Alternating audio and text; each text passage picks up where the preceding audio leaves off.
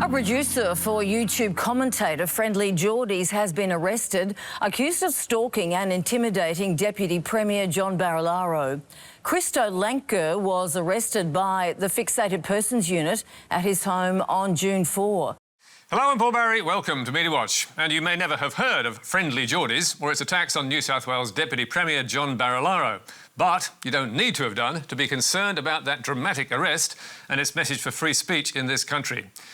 Friendly Jordies is a hugely popular YouTube channel fronted by a prankster and comedian, Jordan Shanks. To some, he's a satirist, to others, a savage political commentator, to others, just a brat. Shanks claims he is a journalist. But whatever he is, Friendly Jordies has around 500,000 subscribers and 130 million views for its campaigning content. We were able to expose more corruption than the ABC, Nine, Fairfax and the Murdoch press combined. Why? Because we actually want to expose corruption. Friendly Jordies fans are typically young, alienated by traditional media and, for politicians, hard to reach, which is why Labor's former leader Bill Shorten and frontbenchers Tanya Plibersek and Christina Keneally have all sat down for a Friendly Jordies chat. And friendliest of all is former Labor PM Kevin Rudd, who has appeared in multiple videos and told Rolling Stone approvingly last year, in a country like Australia, where the media is so concentrated in the hands of Uncle Rupert Murdoch, there's always a need for new media voices, especially voices that are young and progressive. So, what has Friendly Jordies done to get it into so much trouble? Well, Shanks has made plenty of enemies, including journalists and Conservative politicians he trolls on a regular basis. National Senator Amanda Stoker spoke for many when she told Sky News, he engages in the most vile and base and not based in substance or performance at all slurs on people who are particularly female and particularly conservative. Shanks' tactics certainly can be nasty when attacking politicians he doesn't like. And New South Wales National Party leader John Barilaro is one of his favourite targets. The feud between the pair began last June over land clearing in koala habitats. But in September, Shanks ramped it up by hiring Barilaro's house on Airbnb, whence he broadcast this savage criticism. He's a con man to the core, powered by spaghetti. Not only did he use the public's money to prop up a friend's failing business, he perjured himself 9 times over. That Bruz video now has more than 700,000 views. 1 month later, Shanks escalated his attacks after interviewing locals in the rural town of Narrandera, accusing Barilaro of pocketing millions of dollars in council funds. It's the same thing as what happens with Putin, where he's just like, I am just president. Yes, I get a little bit more than the American president. Yeah, on the books, off the books, he's richer than fucking Bill Gates. Barilaro denies any wrongdoing and is now suing Shanks and YouTube over those videos in the federal court, claiming they portray him as a corrupt conman who has committed perjury. He's seeking to have the 2 videos deleted, general and aggravated damages, and a court order to prevent Shanks making similar videos in the future. So, has Shanks backed down? No way. He's turned the lawsuit into viral content, making at least 4 videos about the case. It was against that background that 21-year-old producer Christo Lanker was arrested by the New South Wales Police Stalking Squad after a complaint from Barilaro. As Shanks told it last Monday in a video that now has around 1 million views. On the 4th of June, plainclothes armed officers stormed into my employee's home, violently assaulted his family, nearly killed his dog, pinned him to the ground, handcuffed him and dragged him into an unmarked police car. Lanker is facing 2 charges of stalking or intimidating to cause fear of physical or mental harm. The first relates to a university event where Lanker accompanied Shanks in this stunt. John, you cynical The second relates to this exchange between Lanker and Barilaro after the funeral of rugby league great Bob Fulton. Hey, John. Hey, John. I've got something for you. John, I've got a lawsuit. You're suing my boss. John. Not only were those judged to be stalking and intimidation, but Lanker's arrest was carried out by the Fixated Persons Investigations Unit, set up in the wake of the deadly Lindt Cafe siege to prevent acts of violence or terrorism. As former New South Wales DPP Nicholas Cowdery told The Guardian, on its face, this does not seem to be a case for which the Fixated Persons Unit was established. New South Wales Police told The Conversation the unit's focus is supposed to be on people with an obsessive preoccupation who pursue others to an excessive or irrational degree.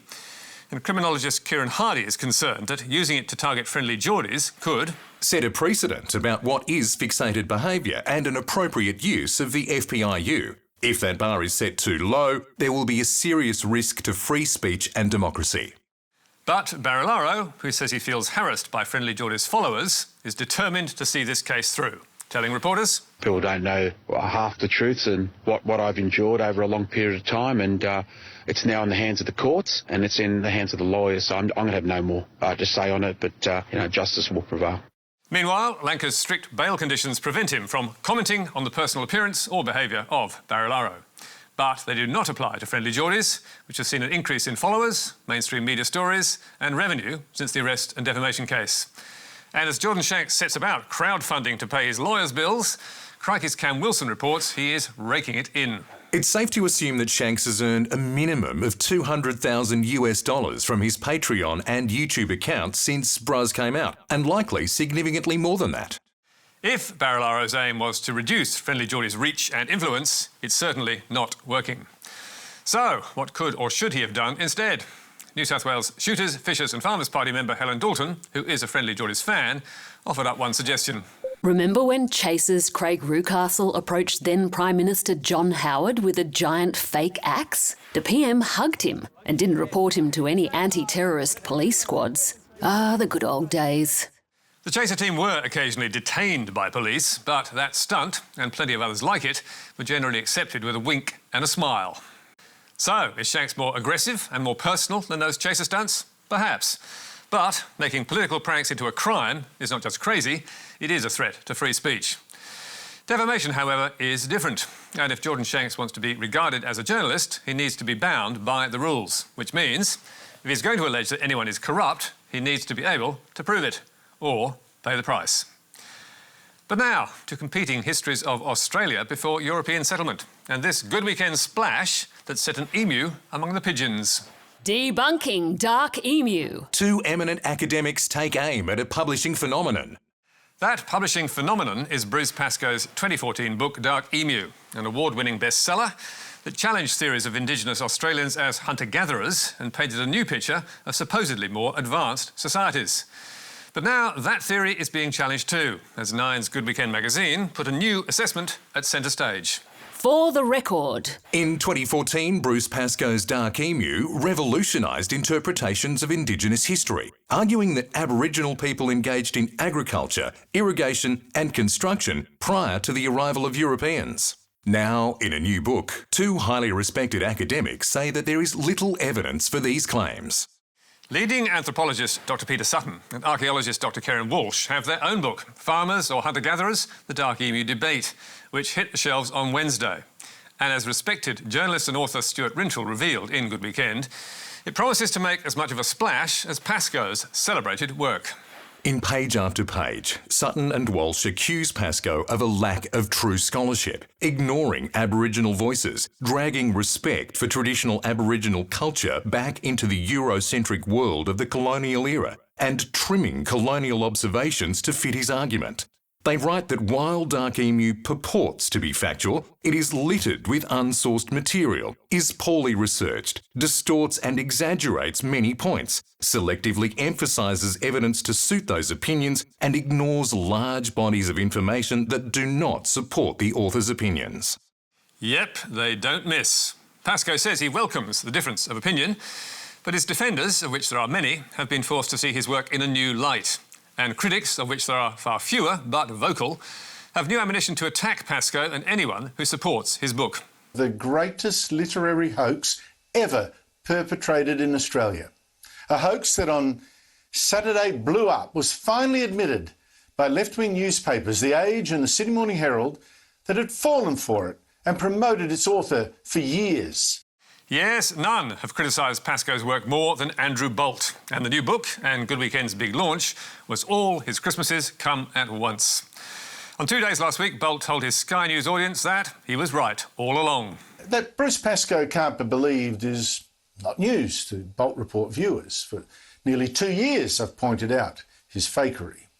He has indeed, and he blames the ABC chiefly for puffing up Pascoe. Will the ABC say sorry? Because no media organisation did more than the ABC, our national broadcaster, to promote Pascoe and to attack his critics, like me, as racist. Bolt's ridicule of Pascoe has often involved disputing his claims to Aboriginal heritage, and some of his attacks have been personal. But the new book, written by eminent scientists and supported by the work of other academics, backs Bolt's verdict on Pascoe's work. So, were others in the media, including at the ABC, too keen to accept Pascoe's theory? Sutton and Walsh believe they were, writing, As far as we can tell, no journalist or book reviewer covering the Dark Emu story has interviewed senior Aboriginal people from remote communities where knowledge of the old economy is retained, at least by some, and practiced in an adapted way by many. And on an accompanying podcast, Peter Sutton offered interviewer Greg Callaghan a reason why that might be so. Is there a fear that amongst people on the left that questioning Dark Emu kind of lumps them in with the Sky News crowd and the commentators on that sort of ideological side? Yes, that's true. It's that fear, sometimes in the form of cowardice, in my view, that has restrained people who know about this subject from speaking out and saying anything. It is an uncomfortable lesson for many journalists. Meantime, on a lighter note, there was also a flurry about that Good Weekend cover, as ABC presenter Jonathan Green asked on Twitter, Isn't this an ostrich? An ostrich instead of an emu? Surely not. All weekend debate raged, with readers pointing to the number of toes and plumage of the bird to prove Good Weekend had screwed up. Well, we can now set that record straight, as editor Katrina Strickland told us. Whilst we would like to bury our heads in the sand over the issue, we accept that if it looks like an ostrich, it probably does depict an ostrich, which means we got it wrong. We apologise to our readers for the error. Good on them for owning up. But now, to a masterclass in patience and persistence from Sky's Tom Connell, who loves nothing more than trying to tie down slippery politicians. Here he is with Resources Minister Keith Pitt last month in a bizarre exchange over renewable energy and dispatchable power. Solar or wind is not dispatchable unless it has a battery. That's true, right? Depending on the size of the battery. Oh, well, unless it's got other sources. It could be hybrid, it could be gas, it could be tied up with a hydro, it could be pumped hydro. There's any number of combinations. Battery. Could be diesel. Could be battery. It could be any number of things. But it could be a battery. And on it went, in a dance that many compared to the political satire of former ABC greats Clark and Dorr. And can a battery back up a wind farm? Well, once again, how big is it? How long does it run for? What does it want it to do? Well, a big enough battery, can it back up a wind farm? Well, this is pretty broad and hypothetical, Tom. Well, it just seems like a simple question. Sadly, it was not satire. But last week, Connell was back with another journey to the limits of reason with Senator Pauline Hanson, who claims the COVID vaccine has killed hundreds of Australians rather than just 2. Like Clive Palmer, Hanson has read a report from the drug watchdog, the TGA, noting that 210 Australians have died, quote, following immunisation, and thinks this means the vaccine killed them. And it was on that very point that Connell kicked off. So there's a difference between having a vaccine and dying from the vaccine. Tom, do you accept that difference? Tom, why don't you follow on from what it says? It says following immunisation, and it says 109 deaths from Pfizer and 94 from AstraZeneca. No, it doesn't say from and Pfizer, 7 from unspecified. Senator. It doesn't say from Pfizer. It says 109 deaths from it does so. Pfizer. Yeah, 109 have been reported for the Pfizer vaccine, not from. That's the difference. Correct. So, end of interview. Did Pauline Hanson get the point? Well, no. You said last week the TGA attributed the deaths following to the vaccine. Yes, that's Tom, and not, I'm going to stick. That's not Tom, I'm going to stick with what I'm saying. Tom, following immunisation, 109. Yes, following. And on it went for another 5 minutes as Connell pressed the important point that after does not mean because of. But Hanson wasn't buying. You said last week the TGA had said 210 people died from the vaccine. Okay. You can't tell people the TGA is saying 210 people have died from the vaccine because the TGA is not saying that. And finally, after 7 minutes of chorus and verse, a concession of sorts from the senator. But I would suggest that people go and read the report themselves, make up their own mind of how they interpret that report. And on that point, a stone-faced Tom Connell agreed. And finally to the soft drink snub that supposedly cost Coca-Cola billions of dollars, all thanks to a footballer. At a Euro 2020 press conference, soccer superstar Cristiano Ronaldo noticed 2 bottles of Coca-Cola, an official sponsor of the tournament. After moving the bottles, he put his own bottle of water in their place, declaring water in Portuguese. Yes, Ronaldo wants fans to stick to H2O and avoid those sugar-laden drinks from the sponsor. But such is his fame and power that his bottle shift cost Coke dearly. According to US sports site The Athletic, which seemed to spark the story, Ronaldo's gesture set Coke's share price tumbling, with a host of Australian outlets telling us just how expensive it was in Australian dollars. Coca-Cola saw about $5 billion wiped off its market value in Europe. That's more than $5 billion Australian dollars worth of value being wiped away by a Ronaldo move. It wiped off more than $5 billion of the company's market value. $5.2 billion from Coke's market value. But there was just one problem. It wasn't actually true. The press conference started at 3:45 p.m. in Hungary, which is 9:45 a.m. in New York. And as you can see from this Yahoo Finance graph, the fall in Coca-Cola's share price was well underway before Ronaldo took his seat, partly because the stock had gone ex-dividend. Whoops! And as you can see from this editor's note on NBC News, it was not Ronaldo who kicked the goal. The company's stock price, however, had begun to dip even before the gesture, and there is no evidence of a causal relationship between the gesture and the stock price. We have seen no correction so far from the ABC or any of those commercial outlets. But why let the facts spoil such a good story?